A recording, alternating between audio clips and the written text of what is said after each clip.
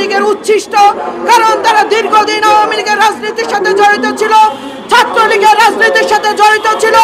সেই আওয়ামী লীগের উচ্ছিষ্টরা আজকে নতুন নাম ধারণ করে, এনসিপি নাম ধারণ করে আজকে বাংলাদেশকে অস্থিতিশীল করার জন্য ন্যাক্কারজনক ঘটনা ঘটিয়ে যাচ্ছে।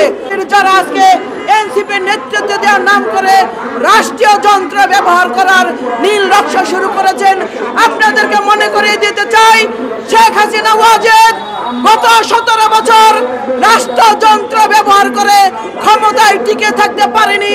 যে একটি রাষ্ট্রের অব্যবস্থাপনা প্রমাণ হয়েছে গতকালকে এই বিমান বিধ্বস্ত হওয়ার মধ্য দিয়ে। এই রাষ্ট্রটি একটি ভঙ্গুর রাষ্ট্রে পরিণত করে গিয়েছে। গত 17 বছর শেখ হাসিনা ওয়াজেদ এই রাষ্ট্রকে একটি ভঙ্গুর রাষ্ট্রে পরিণত করে গিয়েছে। অর্থনৈতিকভাবে দুর্বল করেছে, এই রাষ্ট্রকে যান্ত্রিকভাবে দুর্বল করেছে।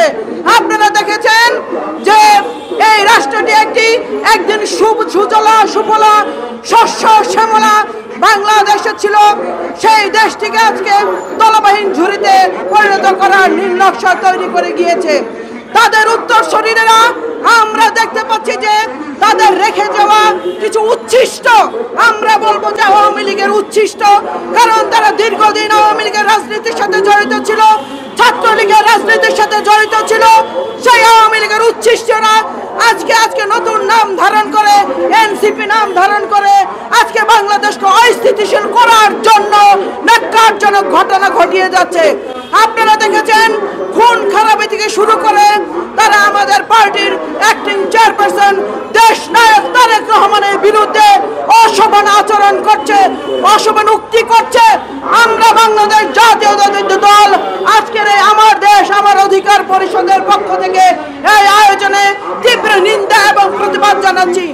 হুঁশিয়ারি উচ্চারণ করে একটি কথা বলতে চাই যে আপনারা যারা আমার ভাতিজা সমতুল্য এই বয়সের যারা আজকে এনসিপির নেতৃত্ব দেওয়ার নাম করে রাষ্ট্রীয় যন্ত্র ব্যবহার করার নীল নকশা শুরু করেছেন, আপনাদেরকে মনে করিয়ে দিতে চাই, শেখ হাসিনা ওয়াজেদ গত 17 বছর রাষ্ট্রযন্ত্র ব্যবহার করে ক্ষমতায় টিকে থাকতে পারেনি।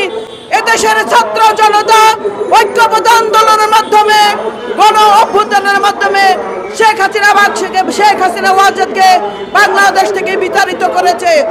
আবার যদি কেউ সেই নীল নকশা তৈরি করতে চায়, রাষ্ট্রীয় যন্ত্র যদি ব্যবহার করে ক্ষমতায় যাওয়ার দুরভিসন্ধি করে থাকেন, তাহলে বাংলাদেশ জাতীয়তাবাদী দল দেশ নেত্রী বেগম খালেদা জিয়ার নেতৃত্বে আগামী দিনের রাষ্ট্রনায়ক দেশ নায়ক তারেক রহমানের নেতৃত্বে এদেশের সাধারণ জনগণকে সাথে নিয়ে আপনাদেরকে প্রতিহত করবে। ওই শেখ হাসিনা ওয়াজেদের মতো আপনাদেরকে বাংলাদেশ থেকে বিতাড়িত করতে দ্বিধাবোধ করবে না। কাজেই যদি রাজনীতি করতে চান তাহলে সুস্থ মস্তিষ্কে রাজনীতি করবেন।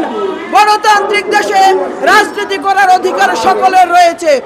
এদেশকে যদি আত্মনির্ভরশীল করে গড়ে তোলার মনোযোগী হন, যদি রাজনৈতিক অধিকার প্রতিষ্ঠার জন্য, জনগণের অধিকার প্রতিষ্ঠার জন্য এই বাংলাদেশের রাজনীতির পাশে যদি দাঁড়াতে চান, আপনাদের জন্য উদাত্ত আহ্বান রইল। কিন্তু রাজনীতির নামে যদি বিশৃঙ্খলা করতে চান, যদি রাষ্ট্রীয় ক্ষমতা গ্রহণের দুরভিসন্ধি করে থাকেন, তাহলে সেটা ভুল করবেন।